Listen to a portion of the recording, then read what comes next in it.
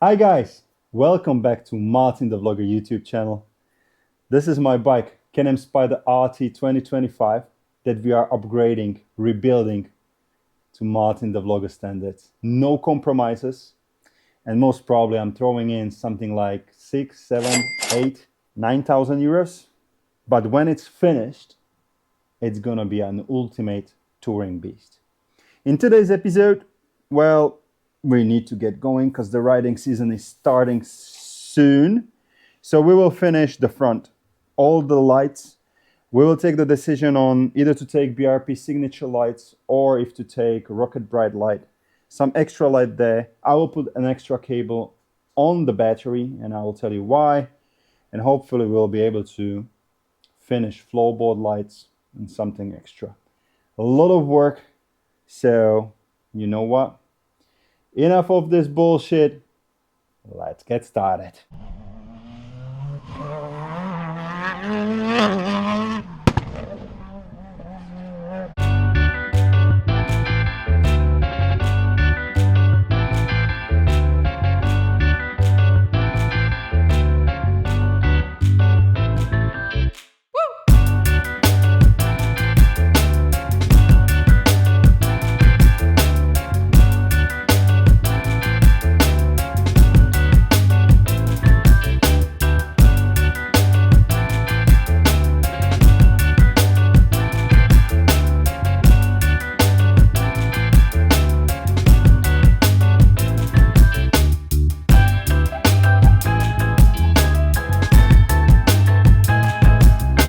Before I will put any single screw or push pin back on the frunk, I'll make sure that every single light works. That means front lights, that means fender lights. Trust me, been there, done that. Okay, these works, it's there. Is there plus works good, works great. Now very quickly, till they will not go off, I have decided to go with front BRP signature lights and they're off. Why? Yes, the Rocket Bright light. And in case you want, there is a video on my YouTube channel. And that's the reason why you should subscribe, like, have the notifications on, because you know what we are doing. There is a comparison video between these and the smoked version of Rocket Bright light. Yes, I'm missing on these the turn light functionality. Yes, it's not black on black because the other ones are smoked. But why I have decided to go for these? Because they have the diamonds look a little, and together with the wrap, wait for it in another episode, it's gonna look good. Plus, it's a business question. On all of our other RTs, I think 4 of them, we have the Rocket Bright light with the turn light functionality, and this one we do not have on any other bike. And when whoever comes to our shop, to our place, and they would like to compare backrests, top case lights, any other lights, floorboards, whatever, we have them installed so they can come, test, see, and make the decision. So now everything works. Let's put the front together. Please let it be there. No. It's here. Lifesaver. One of the worst things that are happening to me right now, the bike is on parts and it's everywhere. I mean, it's always good to lose a couple of bolts because the bike's gonna be lighter and it's gonna be faster.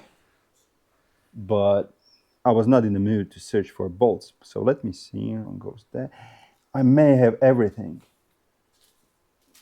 I'm always telling you, here, put bolts into the plastic bags, connect them to your part that you are dismantling, and it may help you one day.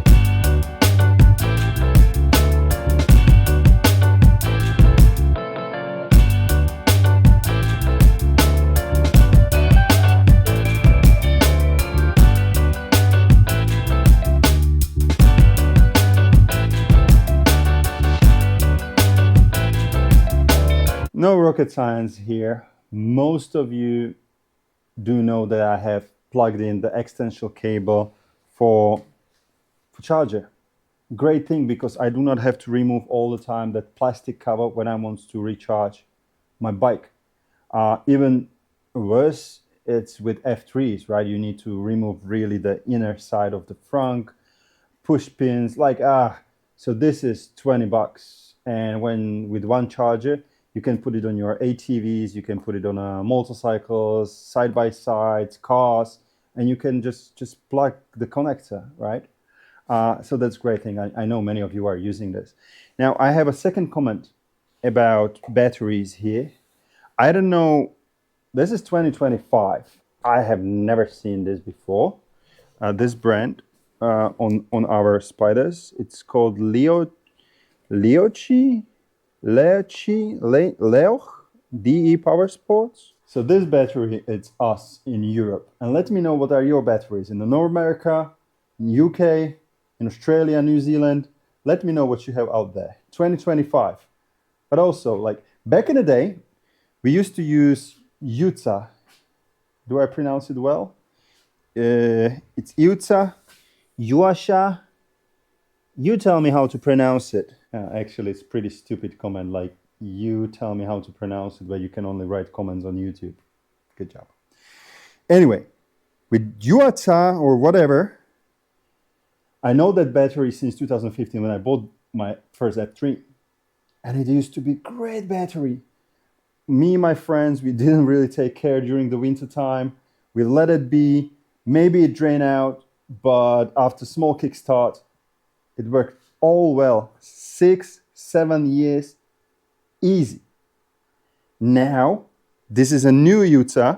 This is the bike that we will do tomorrow for our customer.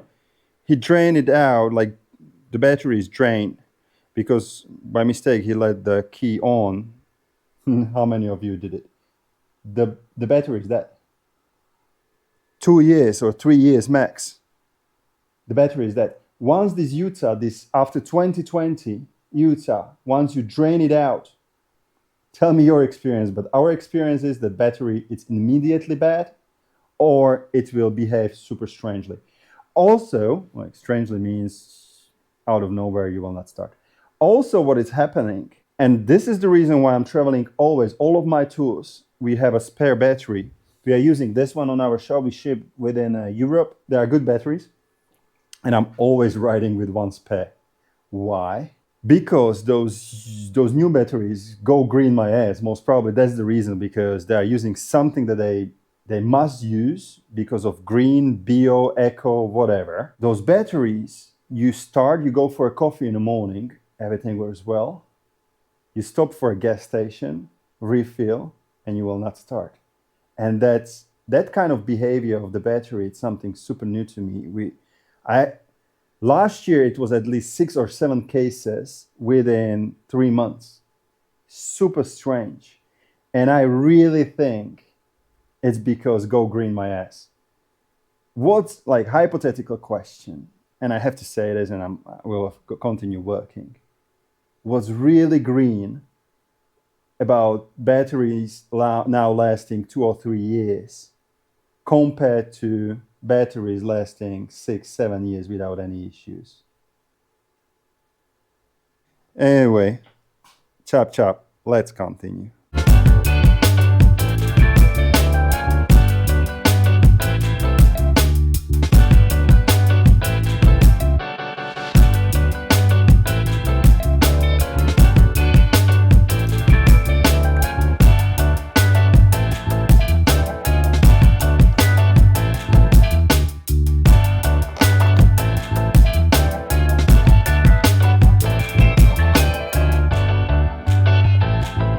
Do you remember this? Do you remember those marks that I put? Because I don't want that thing to be, when you close the lid, so it fits perfectly.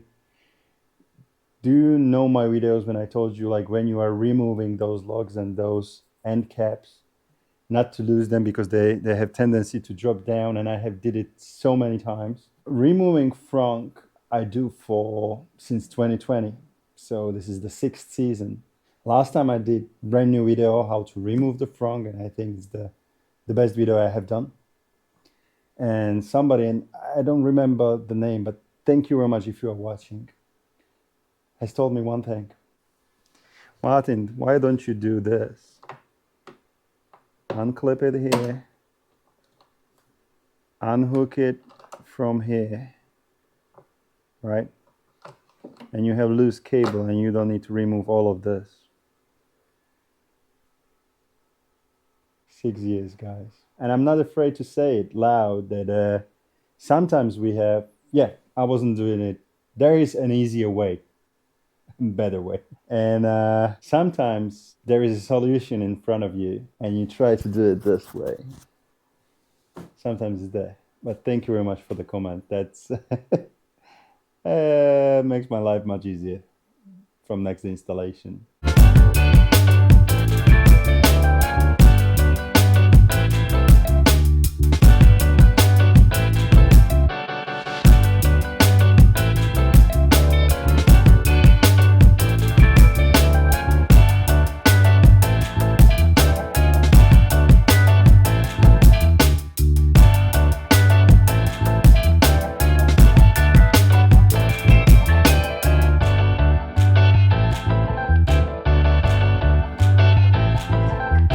Okay, tiny update.